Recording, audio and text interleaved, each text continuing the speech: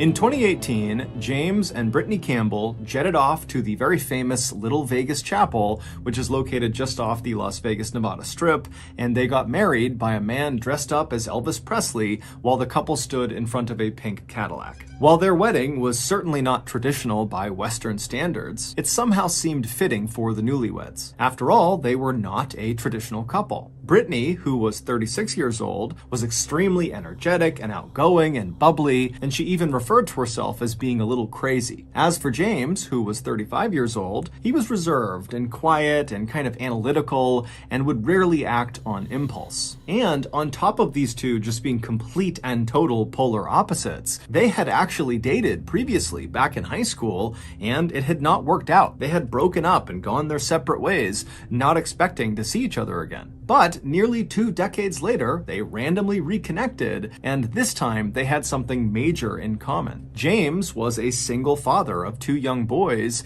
and he was desperately looking for a partner to not only share his life with, but someone who would come in and help him raise his kids. As for Brittany, she too was single, and she really wanted to be a mother. And so the timing of their reunion was perfect. A year after the wedding, James, who was serving in the US Navy, was given orders to spend a couple of years working out of a naval base in Hawaii. So the family of 4, along with their little cat named Mr. Franklin, packed up all of their things and left the mainland of the United States, and they landed in Honolulu, which is the capital of Hawaii. The family would move into a modest 2-story home located just a couple of minutes drive away from the airport. The house was located at the end of a cul-de-sac in this very quiet and safe neighborhood that really didn't look like the type of neighborhood you would expect to see on a beautiful Hawaiian island. It really just kind of looked like typical American suburbs with all these cookie-cutter 2-story houses right up next to each other on either sides of the road,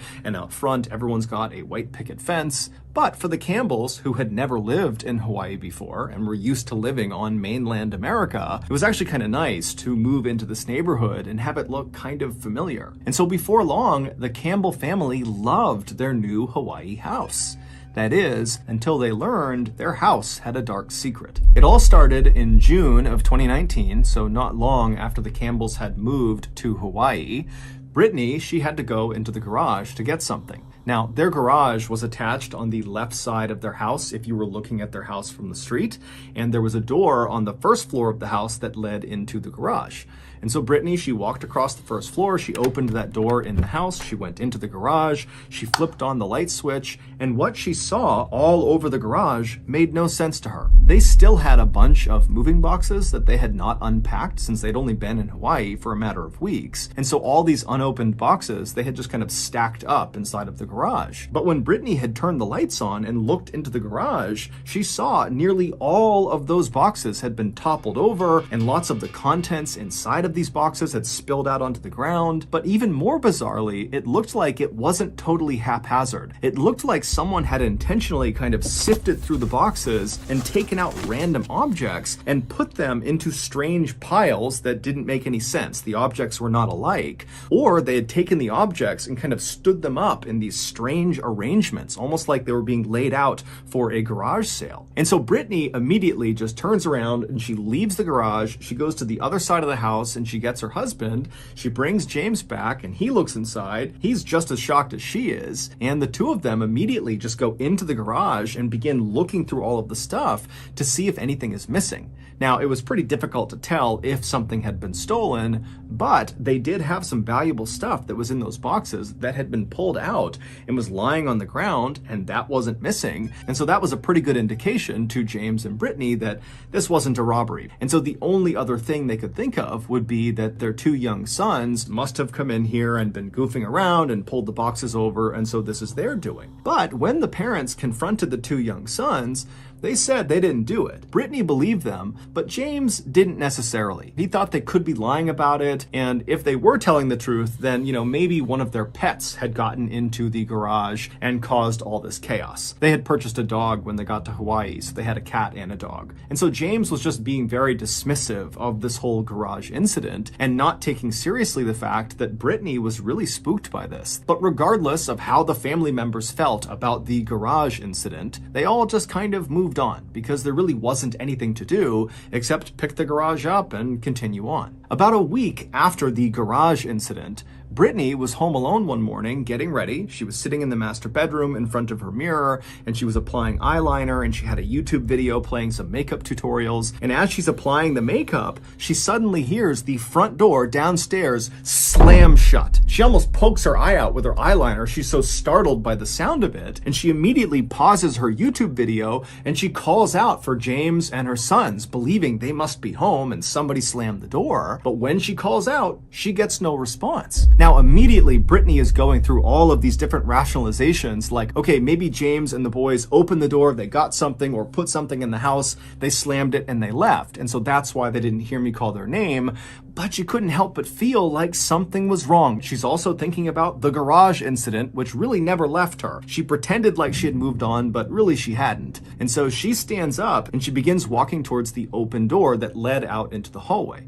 And then from the master bedroom, if you were looking out into the second floor hallway, it basically went straight across to another door. That was her son's bedroom. And in between these two doors, basically halfway down the second floor hallway, to the left was a flight of stairs that went straight down to the first floor. And when you reached the bottom of those steps, right in front of you would be the front door, the door that had slammed. And so Brittany reaches the threshold of the master bedroom. She's looking out into the second floor hallway. She doesn't see anyone. And so she yells out again for James and for her sons, but again, there's silence. And so she takes a deep breath and she begins walking down the second floor hallway and she makes it halfway. She turns left and she gets onto the stairs. And as she's walking down these steps, the house is eerily quiet and she's got this growing sense of dread inside of her and she's kind of quietly calling out for James and her sons, but it's totally quiet. And she gets to the foot of the stairs. She kind of scans around her. She doesn't see anyone. And then she walks to the front door. She flings it open, expecting, hoping to see James's car in the driveway or just see some indication that her husband or her sons had been there or were there. But when she opened that door, James's car was not there. There was no sign of anybody in the area. It was just her. And so with her heart racing, she shut the door, she locked it, and then she walked all around the first floor, checking every window, checking every door, making sure everything was locked. She went upstairs. She did the same thing, checking every room, every closet. There was no one in the house with her. She was sure of it. And so she went back to her room thinking to herself, what do I make of that? How do I reconcile the fact that I clearly heard the front door slam, but no one's here? And so Brittany would eventually leave the house and go about her day. And then that evening, she would come back home and her husband and her sons would be there.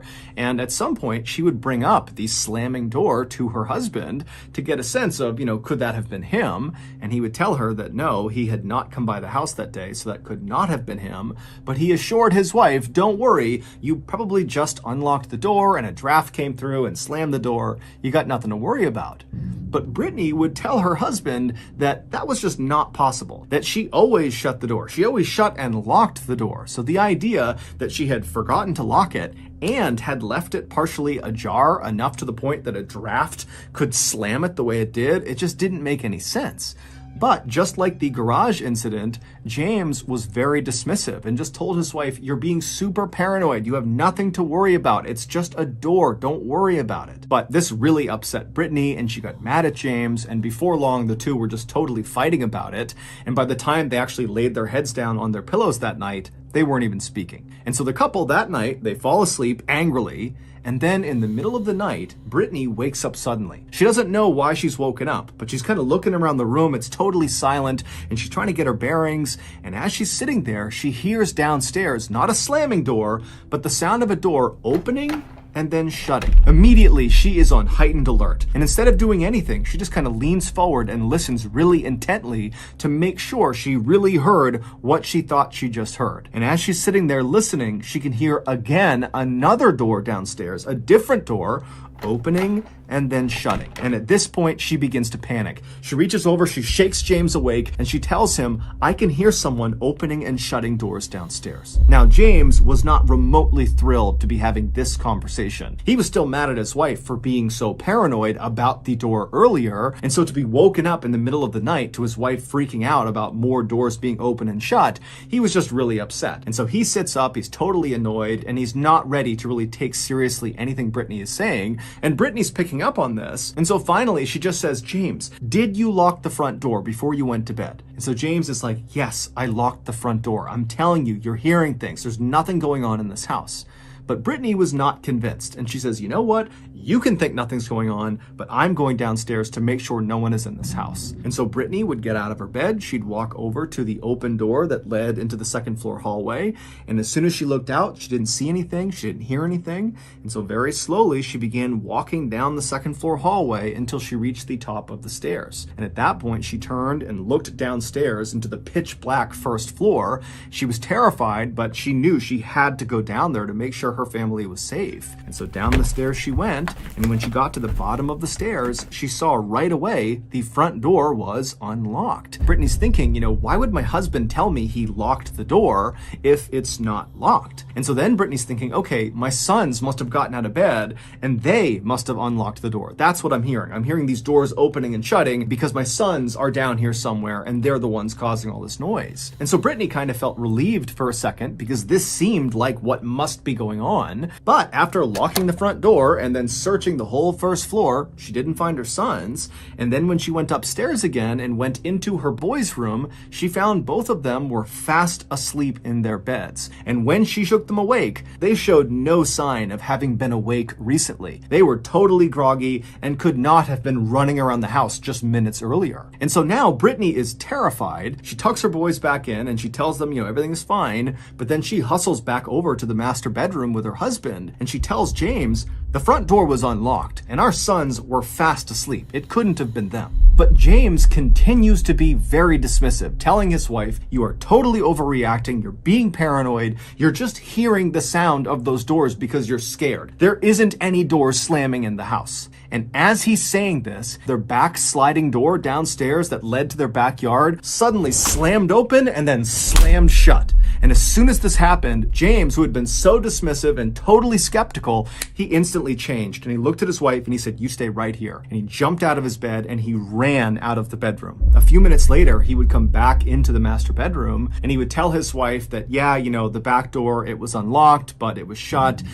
"I'm sure you just forgot to lock it. And the same draft that is opening and shutting doors, probably opened and shut the back door too. So we got nothing to worry about. The house is locked right now. Let's just get in bed and go to sleep." And at this, Brittany is incredulous. And she says to her husband, "You gotta be kidding me. There is something weird happening in our house. Doors are opening and shutting. We had that thing with the garage. You can't act like nothing is happening." And this, in turn, turned into a big fight. And so before long, the parents weren't even talking about who opened and shut the doors downstairs. They were just fighting with each other. And then eventually, they were just so tired that they gave up and they both went to sleep. For the next few weeks, nothing happened inside of the house. Brittany, though, continued to obsess over who or what had been causing those doors to open and shut, and then also, what happened in the garage, what caused all that stuff to fall out and wind up in these strange arrangements. Meanwhile, James continued to be unbelievably dismissive and did not want to talk about the potential for something strange happening in their house.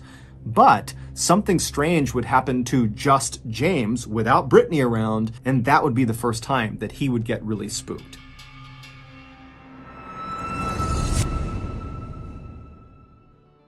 Today's video is sponsored by NordVPN. Now, I know what you're thinking. This is probably just another ad for cheap cigarettes for my pet dolphin. But no, it's not. Don't worry. This ad is for all my good, honest, hardworking people that just want to kick back and relax and purchase a high-quality rabid turtle to send to the like button without being interrupted by disgusting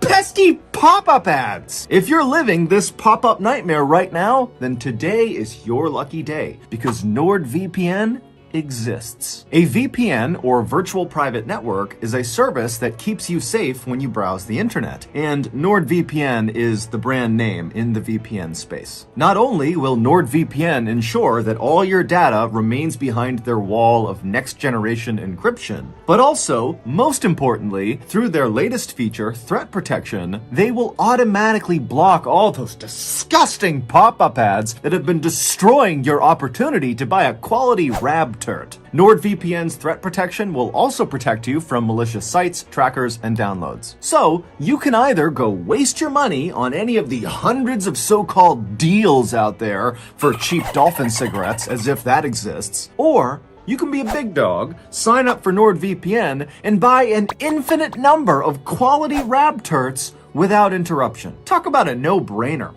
Currently, the best deal for NordVPN is through my YouTube offer. Right now, NordVPN is offering viewers an exclusive 2-year plan at a huge discount, plus an additional month free when you go to nordvpn.com/MrBallen. And it's risk-free with Nord's 30-day money-back guarantee. Again, that's nordvpn.com/MrBallen, or click the link in the description below. Okay, back to the story.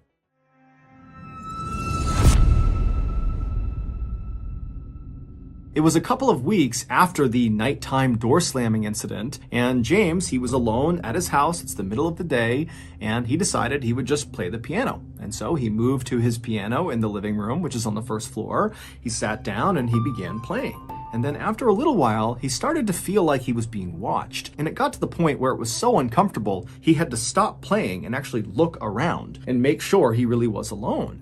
And when he did that, he noticed out the window to his right, which led into the side yard, that there was clearly a figure standing in the window outside looking in with its arms down. But there was a curtain over the window, and so all he could see was this shadow figure standing at the window. And so James is immediately startled, and as soon as he reacted to this figure, the figure suddenly starts moving towards the back of the house. And so James, he gets up and he rushes over to another window that looked into the backyard, and he looks outside, and there's no one there. And then he goes back to the window he originally saw the figure in. He opens it up. There's no one there. And so James would ultimately tell himself that, okay, that must have just been some nosy neighbor that heard the music. They came over and they noticed that maybe I saw them and they ran off before I could see them. And so that's what it was. But deep down, what he saw in the window really shook him up. However, it would be the blanket incident that would finally push James to go from being dismissive and skeptical to admitting to his wife, we got a problem. It was not long after James spotted that dark figure outside of the window when he and his wife and his 2 kids decided they would head out to a movie theater to catch a movie. And so as they're getting ready to go, Brittany would say that she wanted to bring along a particular blanket that the whole family loved to use when they were sitting on the couch. She was going to bring that blanket with her to the movie theater to kind of cuddle up under for the movie. And so she would make her way into the living room and she would see the blanket was missing. It was not on the couch where it normally was. And so she would ask her husband and her sons if they had any idea where it was, and they would say, no, we haven't touched it. She would look all over the place, under the couch, in the living room. She went upstairs. She couldn't find it. And so finally, they just left without the blanket.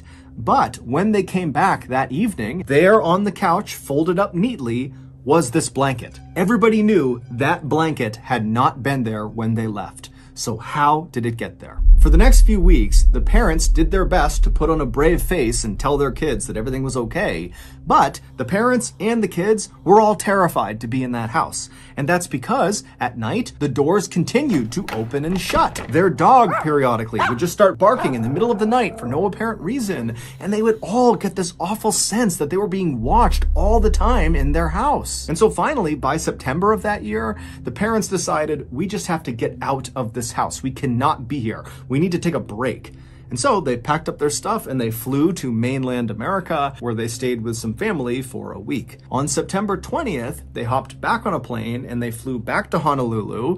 And as they're driving from the airport to their house, Brittany and James were just kind of secretly hoping that, whatever weirdness was happening in their house would just magically stop once they returned. But as soon as James turned onto their street and they could see their house, they knew that was not going to be the case. Because as they began driving up their road, they could see James's very nice road bike was laying on their driveway. And so Brittany, she turned to her husband, and even though she knew the answer, she said, "James, were you riding your bike before we left?" And James, who doesn't even look at his wife, just shakes his head. No, he wasn't. And so James drives all the way down the road. He turns into their driveway, which is lined up right with the front of the garage door. And after James parks the car, he hits the garage door opener button. And so as James is sitting in the driver's seat, Brittany's right next to him, the kids are in back, they're watching as this door is raising right in front of them. And as soon as they can see into the garage, they see everything in their garage has just been completely trashed. Things are not just dumped out,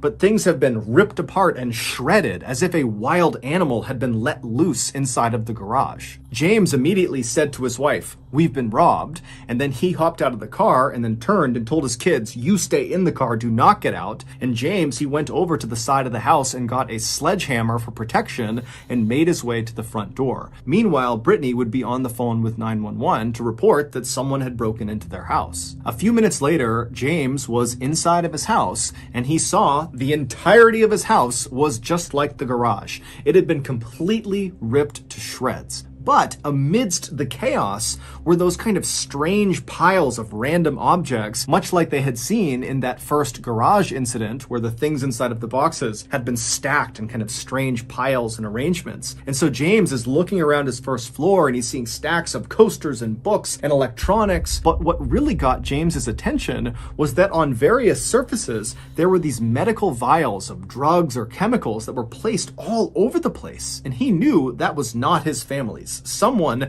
had brought those vials into this house. James would make his way up the stairs to the second floor landing, and right away he could tell, the upstairs had all the hallmarks of being destroyed as much as the first floor.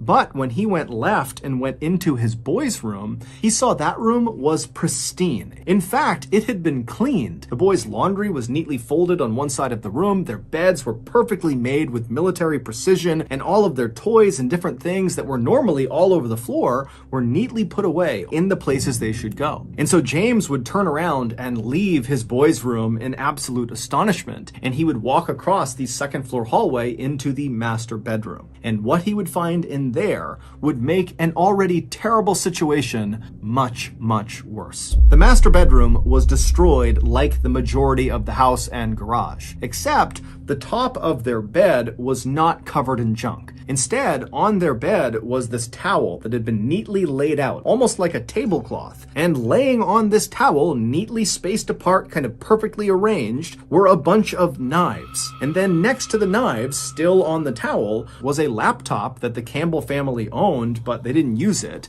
It did work, but it just kind of sat in the master bedroom. And this laptop was sitting on this towel, and it was open, but the screen had turned off.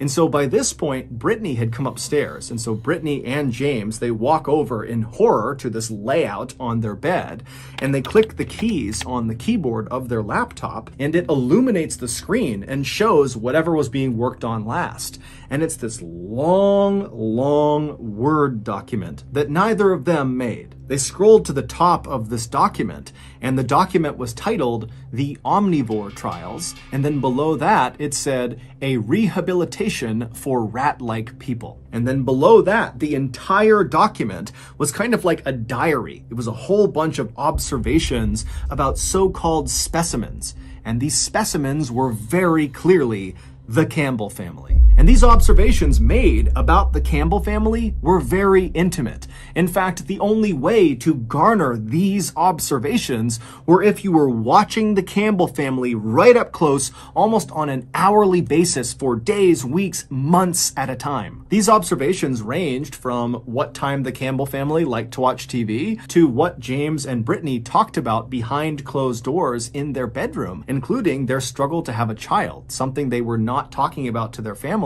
But in this document, the author of the Omnivore Trials would would talk about how the creature, which was referencing Brittany, needed to stop trying to have another baby and instead focus on the children she already had. Toward the end of this really lengthy document, the author of the Omnivore Trials came to a shocking conclusion that in order to rehabilitate these rat-like people, the Campbells, the author would have to perform several surgeries on the specimens. These surgeries were hand amputations and gender reassignment surgeries. And then after this conclusion, there was another note that detailed all the different surgeon tools the author would need to perform these surgeries, as well as a list of drugs and chemicals they would need in order to sedate these specimens before they performed these surgeries. And so after James and Brittany see this, they realize that those knives laying out on the towel were for them. Those were the knives that were going to be used for the surgeries. And all those weird vials, those medical vials they saw all downstairs, those were likely the drugs that would be used to sedate them so they could go under the knife. 15 minutes before James and Brittany went into their house and discovered the knives, the medical vials, and the laptop, James grabbed that sledgehammer and walked to the front door while his wife called 911. And so James, he gets to the front door, he puts his key into the lock, he unlocks it, and with the sledgehammer in one hand, he attempts to push the door open. But despite the door being unlocked, he can't open it. There's resistance behind the door. And so James kind of gets down and he presses as hard as he can into the door with his shoulder until finally it opens up just a crack and James can see into the house. And so James, as he's pressing the door barely open, he's staring into this crack, trying to make out what's going on inside of his house. And then suddenly a set of eyes meet his from behind the door. And before James can do anything, this man that is standing inside of his house says to James, "This is not your house," and then proceeds to push the door shut on James. James, in an adrenaline-fueled fury, smashed the door open, grabbed this guy, and yanked him out of the house and threw him onto the front yard. And then James, with his sledgehammer, would stand in front of this guy between him and his kids and his wife, and he would say, "If you go anywhere, I'm going to have to attack you with this." But the intruder, this guy, whose name was Ezekiel Zayas, he was a 23-year-old young man, he would just stand on the Campbell's property, staring directly at James, unblinking. And then, a couple of minutes later, the police would show up, and Ezekiel would not put up any fight. He would be arrested, and he would be taken away. It was after he was gone that James and his wife would actually go into their house, and they would see the state it was in, and they would go upstairs, and they would discover the knives and the laptop. It would turn out, months earlier, Ezekiel had apparently found a way to sneak in and out of the Campbell's property. And so around the time they had moved in, Ezekiel was living there as well. He was mostly living in the crawl space above the second floor bathroom. And then whenever he was able to, Ezekiel would climb down out of this crawl space and he would go and observe the Campbells. And this was not just at night. Based on some of the observations inside of Ezekiel's Omnivore Trials document, clearly he was watching the family in the middle of the day too. Also, based on these observations in this document, it was pretty clear that Ezekiel was getting ready to actually carry out these surgeries on the Campbell family, meaning the Campbells' decision to go on vacation when they did could very well have saved their lives. And if there was any question as to whether Ezekiel could have actually carried out that level of physical harm on another human being by carrying out those surgeries, well, after he was arrested for what he did to the Campbells, while he was in jail, he beat his cellmate to death. Allegedly, although a guard literally walked in and saw Ezekiel punching and kicking and beating this guy, and then he died. But technically the trial is not over, so it's allegedly. Ezekiel is currently in a state hospital, and they are trying to determine if he is fit to stand trial for what he did to the Campbells and for what he did to his cellmate. Even though it might be self-explanatory at this point in the video, it's worth pointing out that we have no idea what Ezekiel's motives were for why he did the things he did to the Campbell family, or what he was looking to achieve with the so-called Omnivore Trials. We also don't know why he allegedly killed his cellmate. As for the Campbells, this whole experience was so traumatic that they did not stay at their Hawaii house. They moved, and as of today, their whereabouts are unknown. So that's going to do it. If you got something out of today's episode and you haven't done this already, when the like button calls your restaurant to place a long, complicated order for delivery, wait until they're completely done to tell them they are out of your delivery range. Also, please subscribe to our channel and turn on all notifications so you don't miss any of our weekly uploads. We now have a podcast called the MrBallen Podcast, and we upload brand new stories on Monday mornings. On Thursday mornings, we upload remastered audio of our best YouTube videos. We have a registered 501c3 charitable organization called the MrBallen Foundation that makes it as easy as possible for you to join me, my wife, my family, my team in supporting those who have been most affected by violent and heinous crime. Monthly donors to the MrBallen Foundation Honor Them Society will receive free gifts and exclusive invites to special live events. Go to MrBallen.Foundation and click on Get Involved to join the Honor Them Society today. We also have 2 additional YouTube channels. One is called MrBallen Shorts. The other is called MrBallen en Espanol. We also post near daily content on Facebook and Snapchat. Those pages are just called MrBallen. If you want to get in touch with me, please follow me on any major social media platform and then send me a direct message. My username is just @MrBallen, and I really do read the majority of my DMs. We have some really cool merchandise, so head on over to shopmrballen.com to have a look. So, whether I see you on Instagram, Twitter, TikTok, Reddit, YouTube, Facebook, other YouTube channels, the podcast, wherever, just know that I really appreciate your support, and until next time, that's going to do it. See ya.